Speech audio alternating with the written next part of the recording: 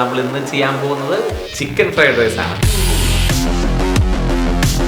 നമ്മളൊരു 300 ഗ്രാമോളം ബസുമതി റൈസാണ് എടുത്തിരിക്കുന്നത്. അത് ആലിബാബ ഇന്ത്യ ഗേറ്റ് എന്നുള്ള നല്ലൊരു ബ്രാൻഡിന്റെ ഒരു 300 ഗ്രാമോളം ബസുമതി റൈസ് എടുക്കുക. ഇത് 4 പേർക്കോളം നമുക്ക് ലാവിഷായിട്ട് കഴിക്കാനുണ്ടാവും. നല്ല രീതിയിൽ ഒരു 1.5 മണിക്കൂറോളം നല്ല രീതിയിൽ വാഷ് ചെയ്ത് കുതിർക്കാനായിട്ട് മാറ്റി വെച്ചു. അത് ബോയിൽ ചെയ്യാനായിട്ട് തിളച്ചതിന് ശേഷം ഒരു 2 അല്ലി നാരങ്ങ അതിലേക്ക് ഇട്ട് കൊടുക്കുക. അപ്പോൾ നല്ല വൈറ്റ് കളറായിട്ട് കിട്ടും. അതിൻ്റെ എല്ലാ അണുക്കളും അഴുക്കും എല്ലാം അതിൽ മാഞ്ഞു പോകും. അതുകൊണ്ട് അല്പം വെജിറ്റബിൾ ഓയിൽ നമ്മൾ ഒഴിച്ച് കൊടുക്കുന്നുണ്ട്.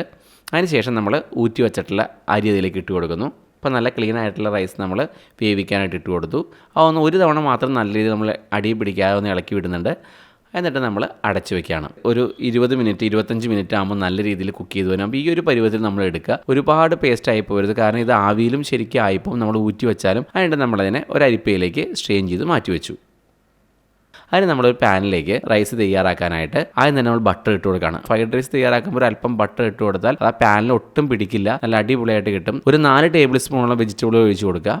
അതിനുശേഷം ഒരു 4 മുട്ട പൊട്ടിച്ചതിലേക്ക് ഇടുക. അത് നല്ല രീതിയിൽ നമ്മൾ ചിക്കി പറിച്ചെടുക്കുക.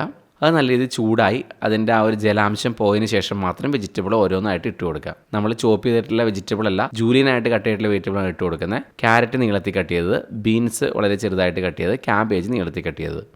ഇത്രയാണ് നമ്മൾ ഇട്ട് കൊടുക്കുന്ന ഫ്രൈഡ് റൈസിൻ്റെ വെജിറ്റബിൾ. അത് നല്ല രീതിയിൽ ജസ്റ്റ് ഓവറായിട്ട് നമ്മൾ കുക്കാക്കി എടുക്കേണ്ട, ഒരു മീഡിയം പരുവത്തിൽ ഒരല്പം നേരം ഒന്ന് വേവിച്ചെടുക്കുക. മാക്സിമം ഒരു 3-4 മിനിറ്റ്. അതിനുശേഷം നമ്മളതിലേക്ക് വേവിച്ച് മാറ്റി വെച്ചിട്ടുള്ള ബസുമതി റൈസ് അതിലേക്ക് ഇട്ട് കൊടുക്കുകയാണ്. എന്നിട്ട് നമ്മൾ നല്ല രീതിയിൽ മിക്സ് ചെയ്യുകയാണ്. ഇനിയാണ് നമ്മളിതിലേക്ക് ഇതിൻ്റെ മസാലകൾ, ചൈനീസ് മസാല ഇട്ട് കൊടുക്കുന്നത്. ആദ്യമായിട്ട് അതിലേക്ക് ഉപ്പ് ഇട്ട് കൊടുക്കുകയാണ്. 1 ടേബിൾ സ്പൂൺ ഉപ്പ് ഇട്ട് കൊടുത്തു. ഒരു നുള്ള് അജിനോമോട്ടോ ഇട്ട് കൊടുത്തു. ഒരു 1/2 ടേബിൾ സ്പൂണോളം വൈറ്റ് പെപ്പർ ഇട്ട് കൊടുത്തു. ഒരു നുള്ള് പഞ്ചസാര ശരിക്കും ഇട്ട് കൊടുക്കണം നമ്മൾ എന്തായാലും, എന്നാലേ അതിൻ്റെ പൂർണ്ണമായിട്ടുള്ള ടേസ്റ്റ് കിട്ടുള്ളൂ. ഇനി ഇതിലേക്ക് സോയാ സോസ് 1.5 ടേബിൾ സ്പൂണോളം സോയാ സോസ് ഒഴിച്ച് കൊടുക്കുന്നുണ്ട്. ചൈനീസ് ആയിട്ട് എന്തുണ്ടാക്കിയാലും നമ്മൾ അവസാനം മാത്രം ഉപ്പ് ഇട്ട് കൊടുത്താൽ കുറച്ചും കൂടി നമുക്ക് ബാലൻസ് ആയിട്ട് കിട്ടും. അല്ലെങ്കിൽ ആദ്യം തന്നെ ഇട്ട് കൊടുക്കുകയാണെന്നുണ്ടെങ്കിൽ വളരെ കുറച്ച് ഇട്ട് കൊടുക്കുക.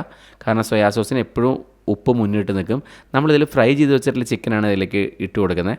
അത് ബോയിൽ ചെയ്തിട്ടുള്ള ചിക്കനോ ഏതായാലും കുഴപ്പമില്ല, ശരിക്കും അതിൻ്റെ കൂടെ കഴിക്കുമ്പോൾ നല്ല ടേസ്റ്റായിട്ട് തന്നെ കിട്ടും. ഇതിപ്പം എക്സ്ട്രാ ഒരു ടേസ്റ്റ് ആയിരിക്കും. നമ്മളൊരു സൗത്ത് ഇന്ത്യൻ സ്റ്റൈലിൽ ഫ്രൈ ചെയ്ത് വെച്ചിട്ടുള്ള ചിക്കനാണ് നമ്മളിതിലേക്ക് മിക്സ് ചെയ്യുന്നത്. അപ്പോൾ നമ്മുടെ ഫ്രൈഡ് റൈസ് തയ്യാറായി കഴിഞ്ഞു. നല്ല സോഫ്റ്റായിട്ട് ഒട്ടും ഒട്ടാത്തൊരു ഫ്രൈഡ് റൈസ് ആണത്. സെലറിയോ സ്പ്രിംഗ് ഓനിയനോ ഇട്ട് കൊടുത്ത് നമുക്കിത് ഗാർണിഷ് ചെയ്ത് സെർവ് ചെയ്യാവുന്നതാണ്. ഫ്രൈ ചെയ്തിട്ടുള്ള ചിക്കനാണ് ഇട്ട് കൊടുത്തിരിക്കുന്നത്. സാധാരണ വെറുതെ നമ്മൾ വെള്ളത്തിലിട്ട് ഒരല്പം ഉപ്പ് ഒഴിച്ച് ബോയിൽ ചെയ്തിട്ടുള്ള ചിക്കൻ സ്പ്രെഡ് ചെയ്തിട്ടാലും മതി. ഇതിനൊരു പ്രത്യേക ടേസ്റ്റാണ്. നമ്മുടെ വീട്ടിൽ കറി വെച്ചിട്ടുള്ള ചിക്കൻ ആയാലും അതുകൂടി സ്പ്രെഡ് ചെയ്തതിലേക്ക് ഇട്ട് കൊടുക്കാം. എന്ത് വേണമെങ്കിലും ചെയ്യാം, കാരണം അതിൻ്റെ ആ ഒരു ടേസ്റ്റ്, ചിക്കൻ്റെ ഫുള്ള് ടേസ്റ്റ് കൂടി ഈ റൈസിന് കിട്ടുകയാണെന്നുണ്ടെങ്കിൽ നല്ല ടേസ്റ്റ് ആയിരിക്കും.